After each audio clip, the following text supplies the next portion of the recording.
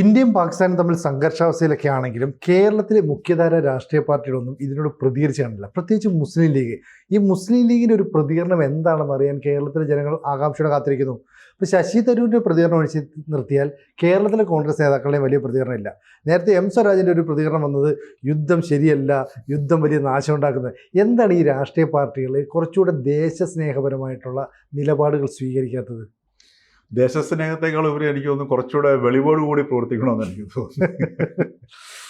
കാരണം എന്താ വെച്ച് കഴിഞ്ഞാൽ അത് ശശി തരൂരിൻ്റെ ആ ഒരു പ്രസ്താവന നമ്മൾ ഒന്ന് കാണേണ്ട സാധനമാണ്. കാരണം ഒരു നമ്മുടെ രാജ്യത്തിൻ്റെ പ്രധാനമന്ത്രിയെക്കാളും വിദേശകാര്യ വകുപ്പ് മന്ത്രിയെക്കാളും ഗവൺമെൻറ്റിൻ്റെ ഏതൊരു വക്താവിനേക്കാളും അതിഗംഭീരമായിട്ട് ഇന്ത്യയുടെ നിലപാട് ലോകത്തിൻ്റെ മുന്നിൽ അവതരിപ്പിച്ചിരിക്കുന്നത് ശശി തരൂരാണ്.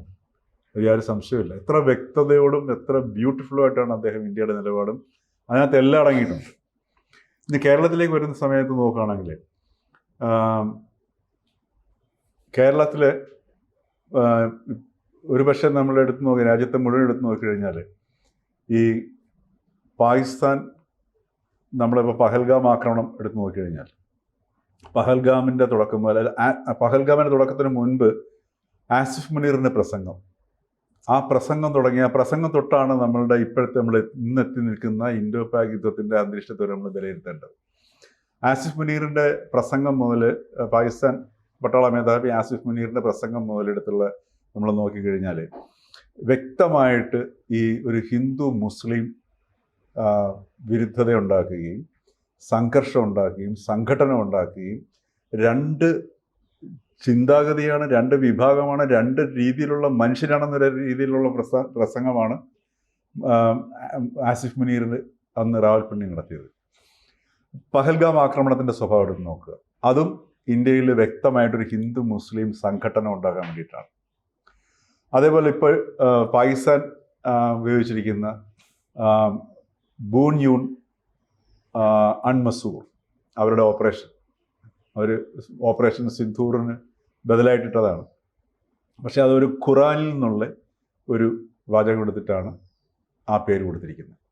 അപ്പോൾ ഇതൊക്കെ ഇതിൻ്റെ എല്ലാം പിന്നിലുള്ള ഒരു സംഗതി. അതുപോലെ തന്നെ ജമ്മുവിലുള്ളവരുടെ ആക്രമണം, ജമ്മു കാശ്മീരിനെ ഒഴിവാക്കിക്കൊണ്ട് ജമ്മുവിലേക്കാണ് നിരന്തരമായിട്ട് കഴിഞ്ഞ 3 ദിവസമായിട്ട് ഷെല്ലിങ് നടത്തുന്നത്. ഇന്നിപ്പോൾ ജമ്മുവിൽ മരിച്ച ആൾക്കാർ ഇതെല്ലാം കാശ്മീരിൽ കൂടുതൽ മുസ്ലിം ജനവിഭാഗമാണ്. അവർ നമ്മളുടെ സഹോദരങ്ങളാണെന്നാണ് മുനീർ പ്രസംഗിച്ചത്. അപ്പോൾ ഇതെല്ലാം വ്യക്തമായിട്ട് ഒരു ഹിന്ദു മുസ്ലിം സംഘടനവും വിരുദ്ധതയും വിഭാഗീയതയും ഒരു വല്ലാത്ത ഒരു അന്തരീക്ഷം സൃഷ്ടിക്കുക എന്നുള്ള ലക്ഷ്യം മാത്രമാണ് പാകിസ്ഥാൻ പട്ടാളത്തിൻ്റെ പിന്നിലുള്ള സാധനം. എന്ന് വെച്ചാൽ പാകിസ്ഥാൻ പട്ടാളം എന്ന് പറഞ്ഞാൽ പാകിസ്ഥാൻ ഗവൺമെൻറ് എന്ന് പറഞ്ഞാൽ പാകിസ്ഥാൻ പട്ടാളമാണ്. അപ്പോൾ ഈ ഒരു പശ്ചാത്തലത്തിൽ ഇത് തീവ്രവാദമാണ്. ഇതാണ് ഇസ്ലാമിക തീവ്രവാദത്തിൻ്റെ മുഖ്യ ആത്മാവെന്ന് പറയുന്ന സംഗതി ഇതാണ്. ഈ ഇസ്ലാമിക് തീവ്രവാദത്തിന് വളരെയധികം വേരോട്ടമുള്ള ഒരു സ്ഥലമാണ് കേരളം. കേരളത്തിൽ പല രീതിയിൽ ആണ് ഈ ഇസ്ലാമിക തീവ്രവാദം രാഷ്ട്രീയ പ്രസ്ഥാനങ്ങളുടെ പേരുമാറി വരുന്ന രാഷ്ട്രീയ പ്രസ്ഥാനങ്ങളുടെ അതുപോലെ തന്നെ പല രീതിയിലാണ് എങ്ങനെ സെക്യുലറിസ്റ്റുകളിലൂടെ ഈ ഇസ്ലാമിക തീവ്രവാദം പ്രചരിപ്പിക്കാം, എങ്ങനെ മാധ്യമങ്ങളെ അതിനുപയോഗിക്കാം, ഇങ്ങനെയൊക്കെയുള്ള പല രീതികളിൽ നടക്കുന്ന ഒരു സ്ഥലമാണ് കേരളം എന്ന് പറയുന്നത്. അപ്പോൾ ഇത്തരം ഒരു സാഹചര്യത്തിൽ ഈ ഒരു പശ്ചാത്തലത്തിൽ ഈ ഇവിടെ മുസ്ലിം ലീഗിൻ്റെ പ്രാധാന്യം എന്ന് പറഞ്ഞാൽ വളരെ വലുതാണ്.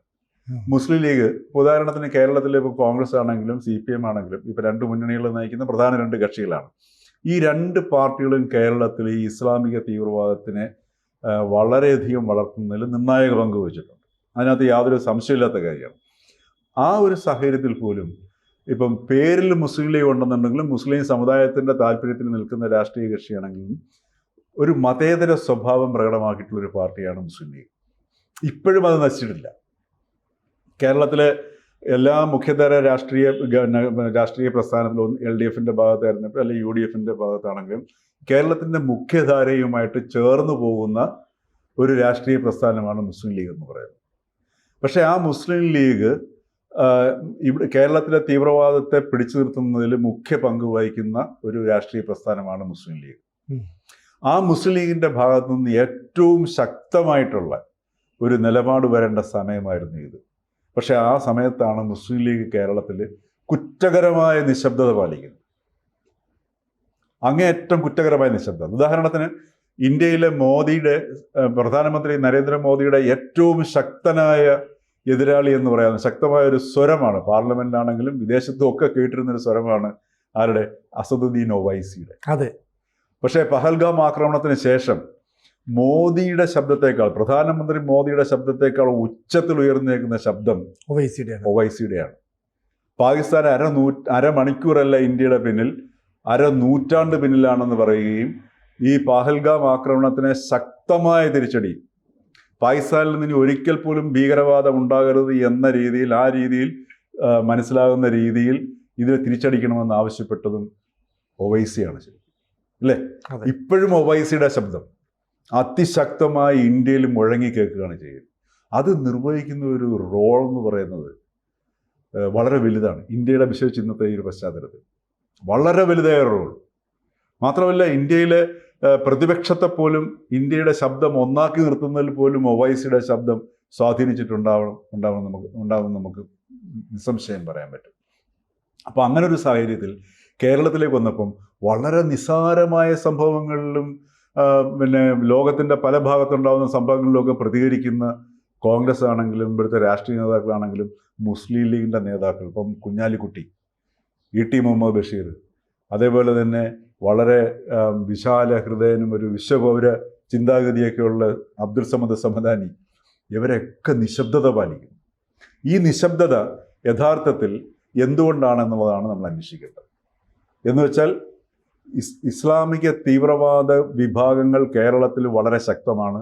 അവരുടെ ശക്തി കൂടിക്കഴിഞ്ഞാൽ, അവരുടെ ശക്തി വർദ്ധിക്കുന്നതിലൂടെ തങ്ങളുടെ നിലനിൽപ്പ് അപകടത്തിലാകും എന്നുള്ളത് മുസ്ലിം ലീഗ് ഒരു ഘട്ടത്തിൽ തിരിച്ചറിഞ്ഞിട്ടുണ്ട്.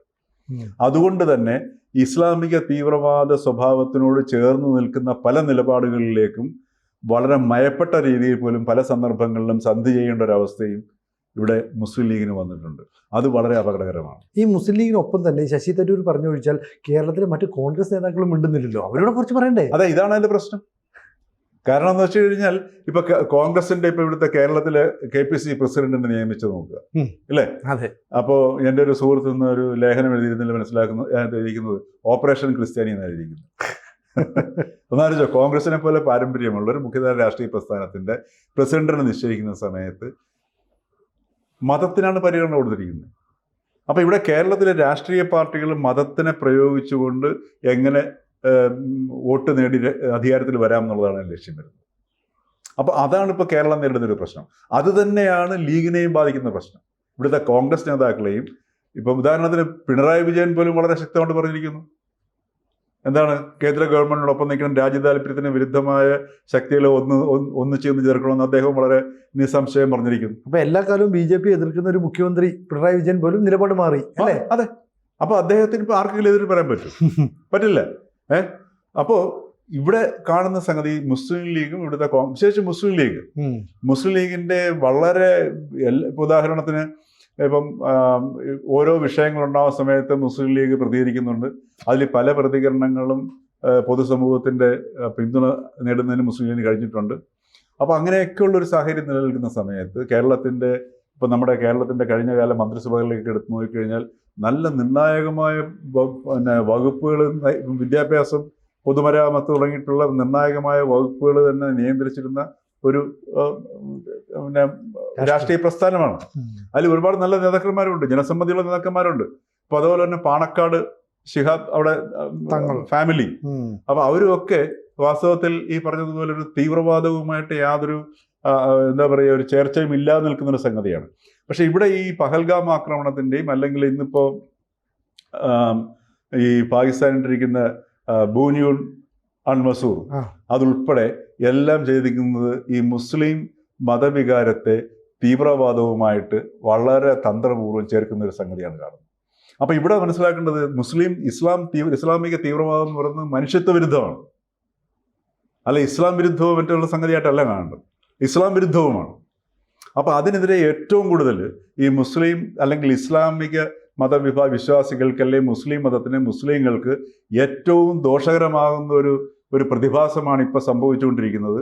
അതുകൊണ്ട് മുസ്ലിം ജനത ഏറ്റവും കൂടുതൽ ജാഗ്രത ആയിരിക്കേണ്ട ഒരു സമയമാണെന്ന് മുസ്ലിം ജനതയെ ഉദ്ബോധിപ്പിക്കേണ്ട അല്ല അതിലേക്ക് ഉണർത്തേണ്ട ഏറ്റവും വലിയ ഉത്തരവാദിത്തമുള്ള ഒരു രാഷ്ട്രീയ കക്ഷിയാണ് മുസ്ലിം ലീഗ്.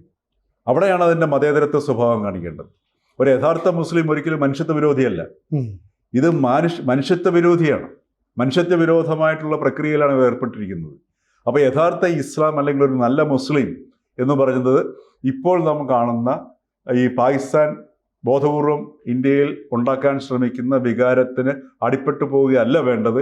ഇതിൽ ഏറ്റവും ജാഗ്രതയോടെ ഉണർന്നിരിക്കേണ്ടത് മുസ്ലിം സമുദായമാണ് എന്ന് ഉണർത്തേണ്ട ആ ഒരു അവസരത്തിലാണ് മുസ്ലിം ലീഗ് ഇവിടെ മൗനം പാലിച്ചിരിക്കുന്നത്. ഇത് വലിയ അപകടമാണ്. കാരണം നാളെ ഇവർക്കെതിരെ മുസ്ലിം ലീഗ് അപ്പോൾ ഇതുകൊണ്ട് സംഭവിക്കുന്നത് എന്താണെന്ന് വെച്ച് കഴിഞ്ഞാൽ ഒരു തീവ്രവാദ സ്വഭാവത്തിൻ്റെ ഒരു ചെറിയ ഒരു ലാഞ്ചന മുസ്ലിം ലീഗും വന്ന് പതിക്കുന്ന ഒരവസ്ഥയിലേക്ക് വരും. അപ്പോൾ സ്വാഭാവികമായിട്ട് മുസ്ലിം സമൂഹത്തിന് ഇപ്പം തന്നെ കേരളത്തിൽ തന്നെ എടുത്തു നോക്കി അറിയാം, ഇവിടെ വളരെ അസുഖകരമായിട്ടുള്ള ഒരിക്കലും നമുക്ക് സ്വീകരിക്കാൻ കഴിയാത്ത ഒരുപാട് പ്രവണതകൾ ഇപ്പോൾ കേരളത്തിൽ സംഭവിച്ചുകൊണ്ടിരിക്കുന്നുണ്ട് ഈ മത വിഭാഗീയതയുടെ പേരിൽ. ഇപ്പൊ പല ഫ്ലാറ്റുകളിലേക്ക് എടുത്ത് നോക്കുക. പുതിയ ഫ്ലാറ്റുകളിൽ ചില ഫ്ലാറ്റുകളിലാണെങ്കിൽ മുസ്ലിങ്ങൾ മാത്രമേ ഉണ്ടാവുള്ളൂ. ചില ഫ്ലാറ്റുകളിൽ ബാക്കിയുള്ള മതങ്ങളെല്ലാം ഉണ്ടാവും, പക്ഷെ മുസ്ലിങ്ങളെ ആരെയും കാണാൻ പറ്റില്ല. അവരവിടെ പോവില്ല. ഒന്നിൽ പോകാതിരിക്കുന്നതായിരിക്കാം, അല്ലെങ്കിൽ കൊടുക്കാതിരിക്കുന്നതായിരിക്കാം. അപ്പോൾ ഇത്തരത്തിലുള്ള ഒരു വിഭാഗീയത നമ്മുടെ കേരള സമൂഹത്തിൽ നടക്കുന്നുണ്ട്. ഇത് വളരെ ആപത്കരമാണ്. അപ്പോൾ ഇതിനെ അറിഞ്ഞുകൊണ്ട്, ഇത്തരം ഒരു സംഗതി അറിഞ്ഞുകൊണ്ട് ഈ മുഖ്യധാരയോട് ചേർന്ന് നിൽക്കുന്ന മുസ്ലിം ലീഗ് എന്ന് പറയുന്ന അവർ മതേതര പാർട്ടിയാണെന്ന് സ്വയം വിശേഷിപ്പിക്കുന്നുണ്ട്.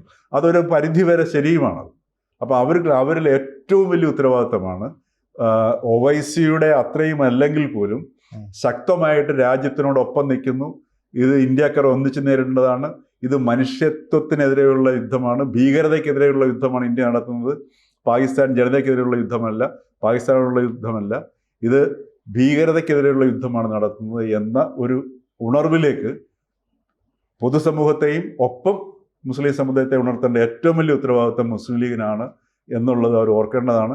ആ ഓർമ്മയിലേക്ക് ഉണർന്നില്ലെങ്കിൽ ഈ നിശബ്ദത ചരിത്രപരമായി അവർക്കുണ്ടാവുന്ന ഏറ്റവും വലിയൊരു തെറ്റായിരിക്കും എന്ന് നമുക്ക് പറയാൻ യാതൊരു മടിയും കാണിക്കേണ്ട ആവശ്യമില്ല. കൂടുതൽ വാർത്തകളും വിശേഷങ്ങളും നിങ്ങളിലേക്ക് എത്താൻ ABC മലയാളം സബ്സ്ക്രൈബ് ചെയ്യുക, ബെൽ ബട്ടണും അമർത്തുക.